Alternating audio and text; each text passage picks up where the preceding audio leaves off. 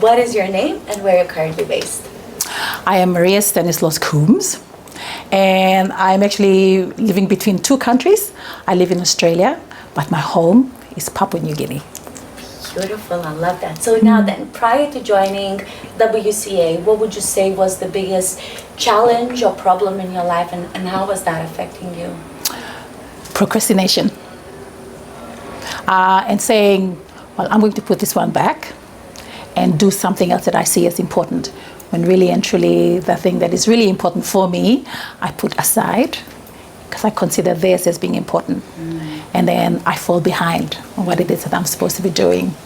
So that is the thing. Yeah. So now that you are here, was there anything that would have prevented you from joining? Did you have any concerns, any troubles, or any fears that came up? Honestly, weeks before WCA, was there anything that came to your mind? And how did you overcome those concerns? The thing was the cost. But during LMA, I think there was this thing that was said where Tim said, invest in yourself. And after all these years that have gone by, and I'm 61 now, and I said, this is the time to invest in myself because life is too short. And so that's what I did. And I told my husband, I'm going for this course, I'm taking it out of the account, and I'm paying for it. Well, I'm sure he's going to be very happy to get this Maria back. Fantastic. So on that note then, now that you're here, what would you say surprised you the most or made you the happiest about joining WCA? I found my true self. I had transcendence during that, on the second day. And you know how you have the shell and the core. And I was operating in my shell the whole time. I was being comfortable, I was being safe.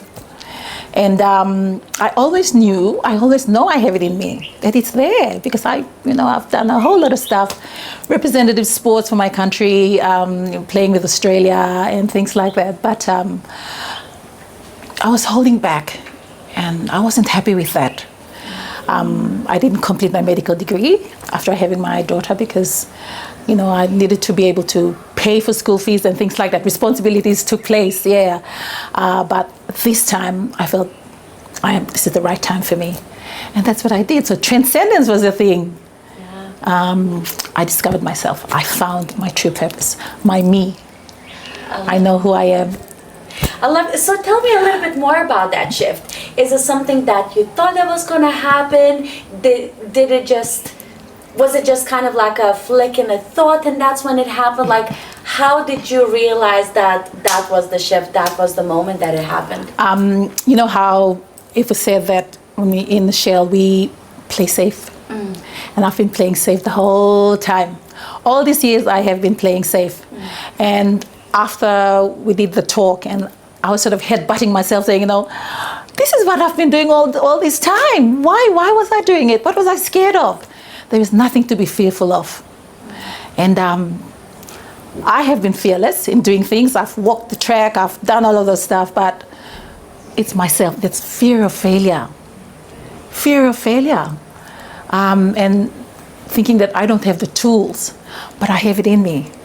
And now WCA has gifted me with that, gifting me with that. And I am looking forward to it. And I'm connected with the participants. There are kindred souls that I have connected with.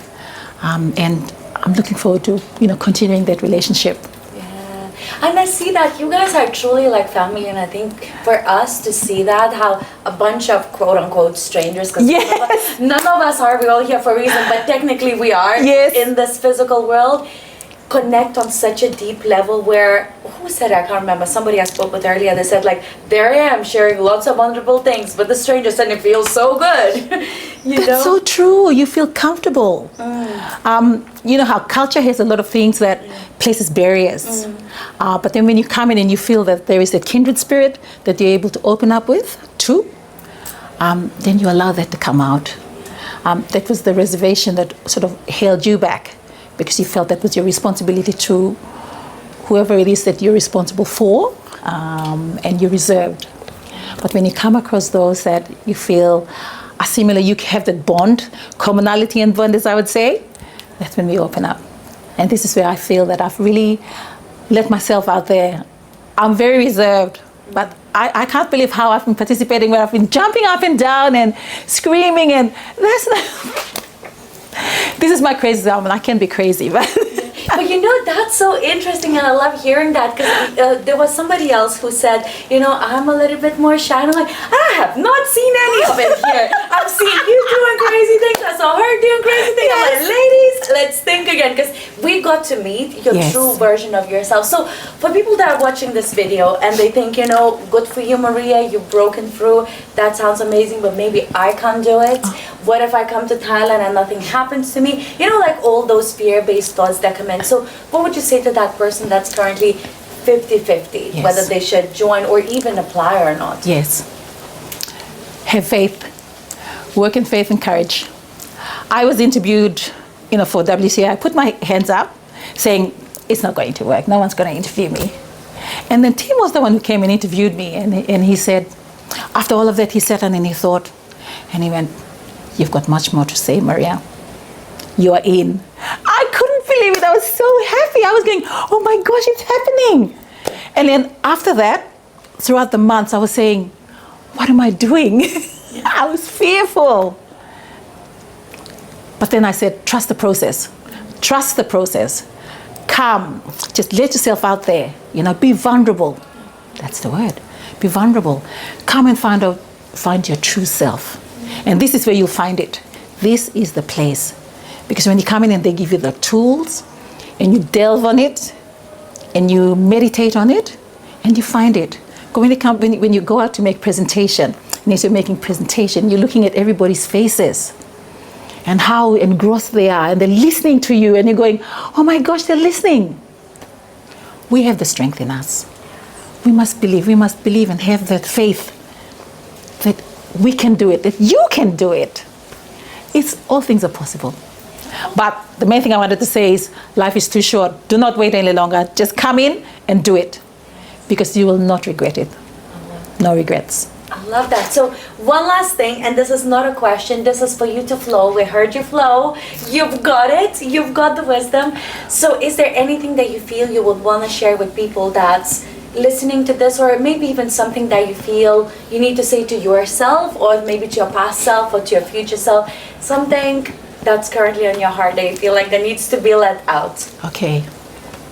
Well, there was true words of wisdom that came out there, where we focus on our future self. When we place it there, it gives you that sense of urgency that there is something that you want to achieve. So going through that exercise that we did, working on our future self and what it is that we're trying to achieve, it makes it real. Because that is where we want to head, not remaining in our past self, being in our present self, and setting that goal, because that is where you want to head. And it's real, it's there. And then you can set the timeline to reach that. And I feel that, you know, working in our future self is what we must do, because it makes it real. That's reality. And that's where we want to go, not in our past.